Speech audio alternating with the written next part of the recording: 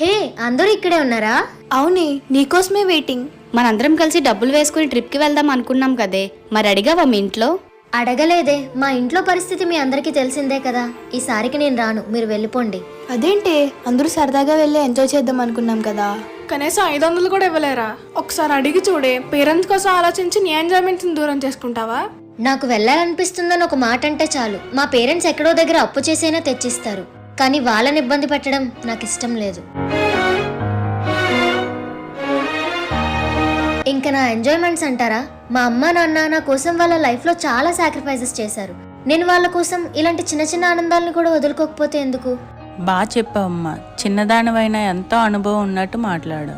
అనుభవం అనేది వయసు బట్టి రాదంటీ, ఇంట్లో ఉన్న పరిస్థితులు బట్టే వస్తుంది.